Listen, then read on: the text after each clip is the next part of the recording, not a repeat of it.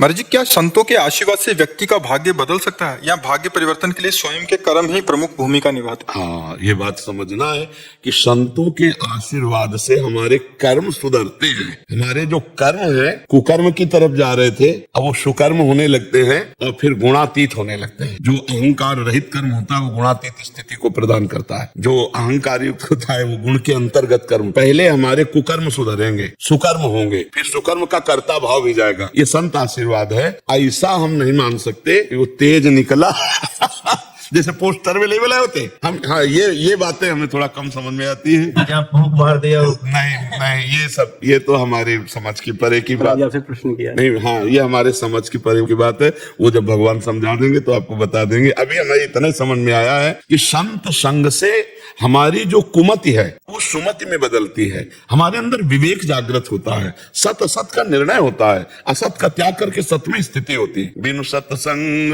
विवेक न होई, राम कृपा बिनु सुलभ न सोई। संत संग का फल क्या है? ये विवेक होना नहीं। अब ऐसे वैसे वाली बात तो हमें समझ में नहीं है। हाँ, इतना हम जरूर देखा कि सिद्ध महात्मा जन, जैसे आप प्रियजन हो उनके, और कोई बुरा प्रारब्ध आपको परास्त करने वाला, आप सेवा में हो तो आप जान नहीं पाए, वो अपने ऊपर प्रारब्ध ले लिए, खुद भोग लिए। ऐसे नहीं, ऐसे आज तक अब हो तो रहा है, बहुत ऐसा नहीं हो रहा, लेकिन हमने ऐसा शास्त्रों में नहीं पाया। कहा मुनीस हिमवंत सुनु, जो कछु लिखा लीलार, देव दनुज मुनि नाग नर, को न मेटनी हार। आप जरा इस दोहा पर ध्यान। सुनहु भरत भावी प्रबल, बिलख कहो मुनिनाथ, हानि लाभ जीवन मरण जस अपजस विधि हाथ। को न काहू के सुख दुख कर दाता, निज कृत कर्म भोग सुनु भ्राता। अवश्य में भोक्तव्यम कृतम कर्म शुभासम। हमारा भजन, हमारी साधना हमारे लिए नहीं है, वो सब आपके लिए, जगत के लिए। सर्वे भवन्तु सुखिनः सर्वे सन्तु निरामया। हमारा तो हो गया, हम तो फ्री में नौकरी कर रहे हैं आपके लिए। सच्ची मानिए, हमारे जीवन का उद्देश्य अब हमारा नहीं है, हमारे जीवन का उद्देश्य आप है। हाँ, हमारे जीवन का उद्देश्य आप है। अब यह है कि इसमें जितनी बातें आप पकड़ोगे और चलोगे, जैसे आप कह रहे हैं अब मुझे मीठा लगने लगा परमार्थ, अब मुझे अच्छा लगने लगा, मैंने गंदे भोजन त्याग दिए, गंदा पेय त्याग दिया, ये है कृपा। इसे ये मुझे तो नहीं समझ में आया, जादू टोना जंतर मंतर ऐसे। मन समझेगा, राम राम में लगाओ, हरि हरि में लगाओ, कृष्ण कृष्ण में लगाओ। हम तुम्हारे मन की सब बात बता दें तो क्या हो जाएगा? तुम सच्चिदानंद में डूब जाओगे क्या? तुम परमात्मा स्वरूप में स्थित हो जाओगे क्या? होगा तब जब मन को निरंतर प्रभु में लगाओगे। सच्ची बात मान लो, उठते बैठते चलते फिरते राधा राधा राधा राधा, फिर देखो आनंद की बौछार अंदर से आने लगेगी। अभी थोड़ा कम है, बड़े बड़े संत महात्मा विराजमान है, आगे चलकर केवल ही पाखंड का बोलबाला रहेगा। कलयुग तभी बढ़ेगा ना। अभी तो मतलब विज्ञ संत जन है जो परमार्थ को जानते हैं, तो पूरा का पूरा नाटक, कोरा नाटक। सत्य मार्ग को समझना, सत्य मार्ग में चलना थोड़ा कठिन है, लेकिन सत्य से ही आनंद मिलेगा। आप इतनी बार बार प्रार्थना करते। कोई भी इतना बड़ा, जब एक तांत्रिक था वो संतों को परेशान करता, तो करपात्री जी गए, धर्म सम्राट करपात्री, नारायण नारायण शुरू करो अपना तंत्र मंत्र। वो थोड़ी देर कुछ नहीं, तो उनका आप धर्म सम्राट करपात्री जी हो क्या? उसने देखा तो था नहीं। तो उनका तुमको इससे मतलब नहीं, तुम चैलेंज करते हो बहुत बड़े तांत्रिक, तुम्हें जो आता हो कहो। हम 3 बार नारायण नारायण कहेंगे, अगर संकल्प कर लिया तो तू समझ, तो चरणों में गिर गया। और हमारा मन प्रभु में अगर लगाए तो वो भोग हमको कष्ट नहीं देगा। यही उपाय है, सा वही मना कृष्ण पदारविंद। अगर मन सुख दुख का भोगता मन है और मन परमात्मा में लगाए तो आनंद है ना। शरीर स्वस्थ है, मन भोगों में लगा तो जल रहा है, वो जल रहा है। जब भगवान को यहाँ आकर के चैन से रहने को नहीं मिला तो तुम्हें कहां से मिल जाएगा? हमें बता दे। सुबह राज्याभिषेक हो रहा है, सामयिक 14 वर्ष का वनवास हो रहा है, पैदा हो रहे हैं, कंस कारागार में ले जा रहे हैं, गोकुल में वहां पूतना जा रही है, तृणावर्त जा रहा है, सकटासुर जा, भाग के वृंदावन आए, वत्सासुर बकासुर अघासुर, कहीं चैन से रहने, भगवान को चैन से रहने नहीं दिया संसार, तुम्हें कहां से चैन से रहने देंगे? इसलिए अगर चैन वास्तविक, तो मन को जब हम आह्लादित कर पावे तो हमें चैन मिल जाए। मन आह्लादित होता प्रभु के चिंतन से। तब लग कुशल न जीव को, सपने हो मन विश्राम, जब लग भजत न राम को शोक धाम। भगवत मार्ग बहुत मीठा लग रहा है। इस मार्ग पर हमने धीरे धीरे सात्विक भोजन शुरू। पहली बात तो हम धन्यवाद देते हैं जो आपको मीठा लग रहा है। नहीं, भगवत मार्ग सबको कड़ुआ लगता है। प्रारंभ यत तज्ञ विस्मयु परिणामे अमृतोपमम्, ये थोड़ा प्रारंभ में विषवत मार्ग लगता है और विषयों का प्रारंभ में अमृतवत लगता है, तो परिणामे विस्मयु। पहली बात तो धन्यवाद कि आपको ये मीठा लगने लगा, ये बहुत बढ़िया बात है जी। महाराज जी, इस मार्ग पर हमने धीरे धीरे सात्विक भोजन शुरू कर दिया और हमारा व्यवहार भी बदलने लगा है और हमारे हर कार्य पूरे हो रहे हैं और लोगों से अच्छे संबंध बन रहे हैं। मगर हम इस मार्ग में जब एक सैनिक हैं होने के नाते कभी कभी हमारे अच्छे व्यवहार का नाम नाजायज फायदा भी उठाया जाता है, पर हम प्रभु से विश्वास करके हर चीज सह लेते हैं। महाराज जी, पहली बात तो ये है कि हमारा अच्छा व्यवहार किसी से धन्यवाद लेने के लिए नहीं होना चाहिए, तभी वो अच्छा होगा। हमारा अच्छा व्यवहार भगवान की प्रसन्नता के लिए। हमने आपसे अच्छा व्यवहार किया, अब ये हमारा कर्म भगवान को समर्पित है। आप हमको गाली दो, लेकिन कल फिर मिलोगे, हम आपसे अच्छा व्यवहार करेंगे, समझ रहे? और अगर हम बदले में धन्यवाद लेना चाहते हैं, बदले में कुछ कृतज्ञता लेना चाहते हैं, फिर वो अच्छा व्यवहार नहीं होगा, वो स्वार्थ का व्यवहार हो जाएगा। अच्छा वही है जो भगवत प्राप्ति करावे, अच्छा वही है जो असंगता बढ़ावे, अच्छा वही है जो सहनशीलता और तितिक्षा बढ़ावे। ऐसे तो आप कमजोर हो जाएंगे। नहीं कि सामने वाले के साथ आपने अच्छा व्यवहार किया, वो आपके साथ गलत व्यवहार करेगा तो आप जलने लगोगे, दुख पैदा हो जाएगा हृदय। नहीं, नेकी कर दरिया में डाल, उसके व्यवहार से कोई मतलब। मैं अपने कर्तव्य का पालन कर रहा हूँ, तेरे कर्तव्य की जिम्मेवारी मेरे ऊपर नहीं। नहीं, मैं अपने कर्तव्य का आपके साथ ठीक व्यवहार कर रहा हूँ और आप इसके बदले में हमें गाली दें या अपमान करें या सम्मान करें, उससे मुझे कोई लेना देना नहीं। मुझे अपने कर्तव्य का पालन, तो फिर आप बहादुर सैनिक भी हो और बहादुर साधक भी हो जाओगे। ठीक है ना महाराज जी, क्या पुण्य कर्म से पाप कर्म नष्ट किए जा सकते हैं, घटता है? नहीं, दोनों अलग हैं, लेकिन भागवतिक कर्म से पाप कर्म नष्ट किए जा सकते हैं। जैसे पुण्य कर्मों में आता है, हम किसी को भोजन दे रहे हैं, पानी पिला रहे हैं, वस्त्र दे रहे हैं, कुआं, पौशाला, बावड़ी, इस तरह के औषधालय, विद्यालय ये खुलवा देना, ये सब सुकृत के अंतर्गत आते हैं। लेकिन जैसे हम गंगा स्नान कर रहे हैं, भगवत धाम आ रहे हैं, पुरियों के दर्शन कर रहे हैं, ये भागवतिक है, इसको सुकृत में नहीं लिखा जाएगा, इसे भागवतिक है। अब इसका संकल्प कीजिए आप कि आज तक जो हमसे पाप हुए हैं वो नष्ट हो, तो जितना आपका भागवतिक आराधन होता जा रहा है उतना वो नष्ट होते जाएंगे। नहीं तो दो कर्म अलग अलग हैं, शुभ और अशुभ। और भगवान के वचन है कि अवश्य में वो भोक्तव्यम कृतम कर्म शुभा अशुभम। शुभ कर्म पुण्य, अशुभ कर्म पाप, दोनों को भोगने पड़ेंगे।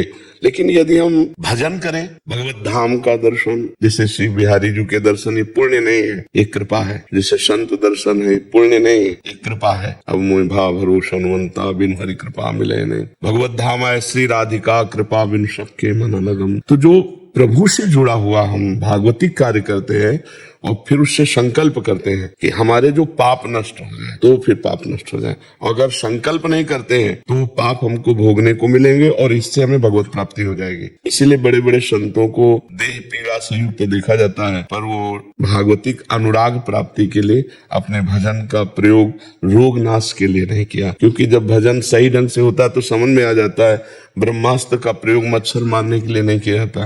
ये तो मरेगा, आज नहीं तो कल मरेगा, शरीर मरण धर्म है और हम मृत्यु लोक में है, यहाँ मृत तो थोड़ी किसी का हो जाएगा, तो इसको तो जाना ही है। और जब तक जाना है तब तक हम इतना भजन कर लेते हैं कि आना जाना मिट जाए। ये शुद्ध विवेक जागृत हो जाता है भजन करने से। यदि हम चाहें तो अपने प्रारब्ध को मिटा सकते हैं, क्योंकि हमारे पास भागवतिक वस्तु है। पर चाह हो गई, प्रारब्ध मिटा दिया तो भगवत प्राप्ति नहीं होगी। भगवत प्राप्ति होती चाह को ही मिटा दे। जाही न चाही कबहु कछु तुम सन सहज स्नेह बसहु निरंतर तासुर सोराउर निज गे है। कामना रहितम, जो विनिवृत्त कामा हम, कामनाओं का त्याग, कामना रहित होना, ये भागवतिक मार्ग है। और कामनाओं की पूर्ति करते हुए सुख पूर्वक जीवन व्यतीत करना, ये पुण्यशाली मार्ग है। लेकिन हर कष्ट को सहते हुए कभी चाह न प्रकट होने पाए, ये भागवतिक मार्ग। आप संत हैं इसलिए आपको ऐसा उत्तर दे रहे हैं। भागवतिक मार्ग में चाह मिटाने ही हम आए हैं। साधना, साध माने चाह, बोले भगवान हमारी साध पूरी कर दी, तो हमारी साधना, साध ही न रह जाए, कोई चाह ही न रह जाए। चाह मिट्टी, चिंता मिट्टी, मनुआ बेपरवाह, जिनको कछो न चाहिए वो साहन के चाह मिटाने।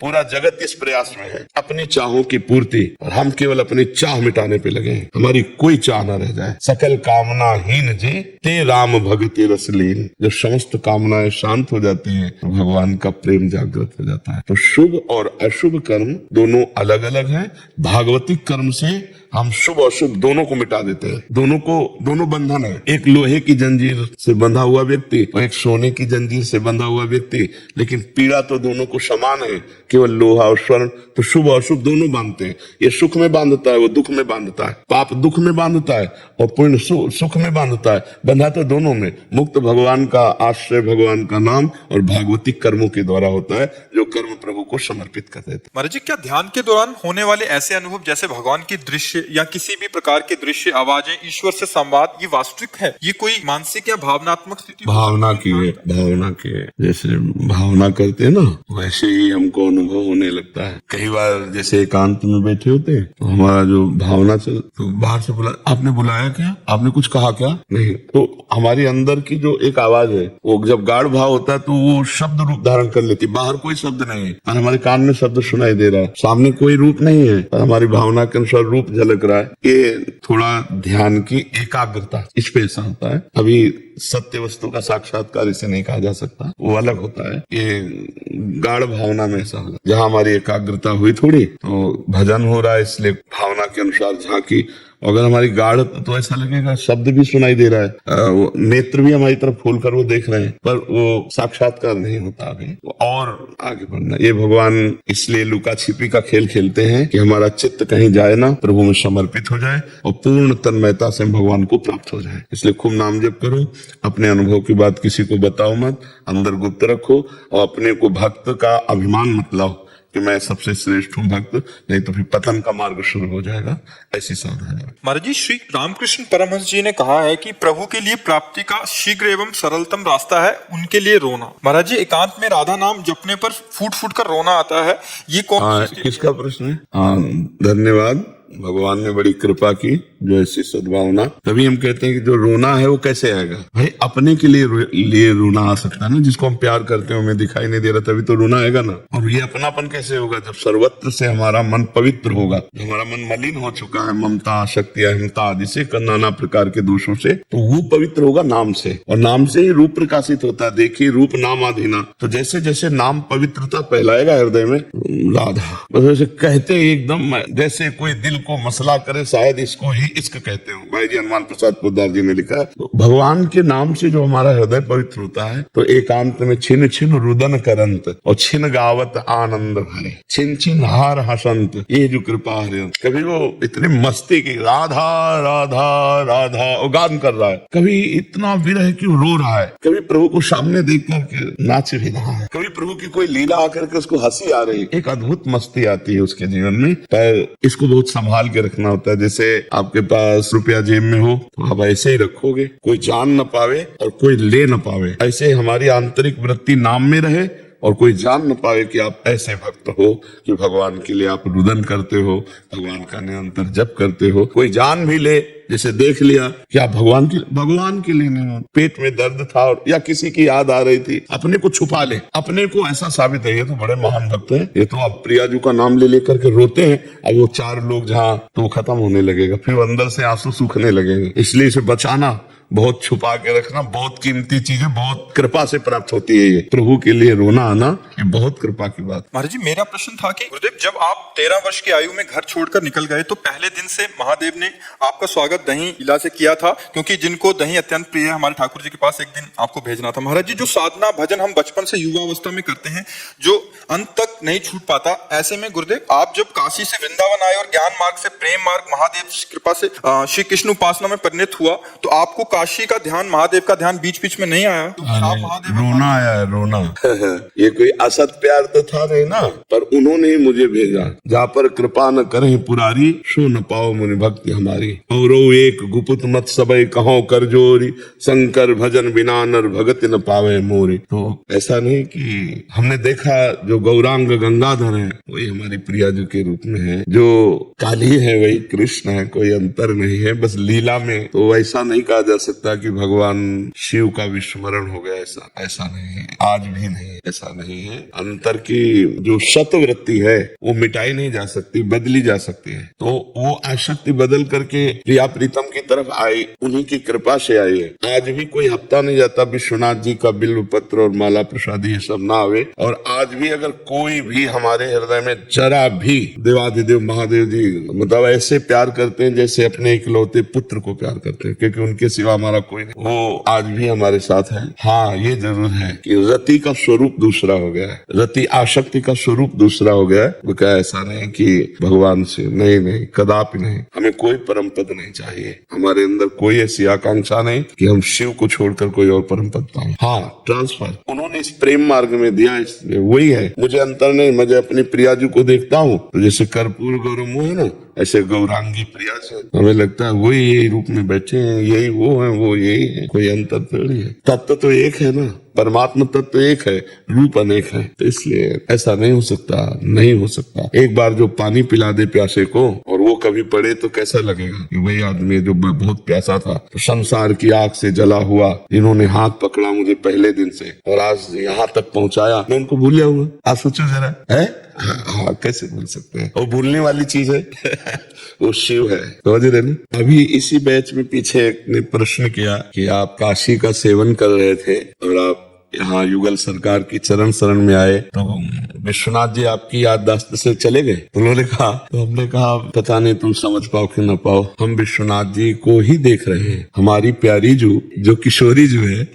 और ये चर्चा हुई और इसके बाद प्रमाण आ गया देखो ये जो इन्होंने, मैं इस श्लोक से ही जब सुनाया तो हमारा हृदय शीतल हो गया कि भगवान जो वाणी से निकलता है उसका प्रमाण भी दे रहे कि ये प्रमाण है। तो हम उनसे कहा कि हम रातों और दिन अपने विश्वनाथ जी को ही देखते रहते हैं। उन्होंने कहा फिर प्रिया प्रीतम का प्रेम कैसे? तो हम कहा हम देख रहे हैं ना कि वही जो काली बनी वही कृष्ण है और जो शिव है कर्पूर गौरम करुणावतारम वही गौरांगी प्रिया जी के रूप में है।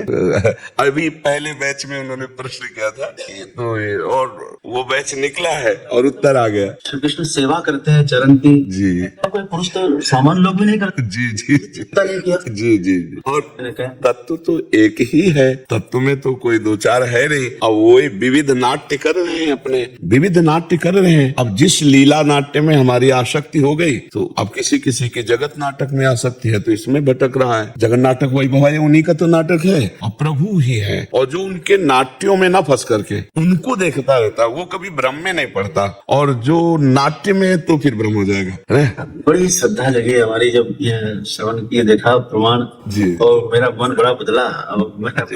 तो वही लग रहा है राधा में और शिव में कोई अंतर ही नहीं। महाराज कोई अंतर। जब वो राधा का रूप धारण कर सकते हैं जी। तो क्या शिव भक्त राधा जप नहीं सकते? बिल्कुल बिल्कुल बिल्कुल बिल्कुल बिल्कुल दल्ले है दल्ले। वो यदि लीला कर सकते हैं तो क्या हम उसका गायन नहीं कर सकते? बिल्कुल बिल्कुल बिल्कुल क्यों इसको गुप्त रखा है? क्यों नहीं इसको प्रकाश में लाए? बिल्कुल बिल्कुल बिल्कुल धन्य। और आप गुरुजनों के द्वारा जैसे वाणी निकलती तो हमें हृदय में और आह्लाद होता है, जैसे आके तुरंत इन्होंने दिखाया, क्योंकि पहले बैच में यही चर्चा हुई है। महाराज जी सेम उत्तर आपने दिया था, इसलिए मैंने आपको पढ़ाया कि महाराज जी देखो प्रमाण। उनसे कहा कि पता नहीं आप समझ पाओ कि ना पाओ, लेकिन मेरा जो हृदय कहता है वो जब मैं अपनी प्रिया जी को देखता हूँ तो मुझे मेरे देवाधिदेव महादेव ही नजर और सब नाम उल्लेख कर दिया है कि वसुदेव जी के गृह में श्री कृष्ण बनूंगी जी। आप मेरी प्रसन्नता के लिए स्त्री धारण करिए जी। शिव जी ने कहा मैं आपकी प्रसन्नता के लिए जो है वृषभानु घर में श्री राधा नाम से प्रसिद्ध। हाँ जी बहुत सुंदर। ये इस कागज को ना वहाँ कुटिया भेज देना इसको। में पूरा विस्तार है। जी जी। वो माता पार्वती की सखी है जया विजया जी। वही बलराम जी और अर्जुन जी इस अवतार में। जी जी। और श्री कृष्ण भगवान शिव की जो अष्ट प्रकृतियां हैं जी जी। वही श्री कृष्ण की सेवा के लिए अष्टधा जो है 8 उनकी पटरानियां हैं जी। शिव जी की अष्टधा प्रकृति है। जी जी जी। सेवा में लगी। जी जी वो एक ही है। अगर आपको यह वीडियो अच्छी लगी है तो वीडियो को लाइक करें, कमेंट करें और चैनल को सब्सक्राइब जरूर करें। और मैं आपको मिलता हूँ कल एक और नए वीडियो के साथ। राधे राधे।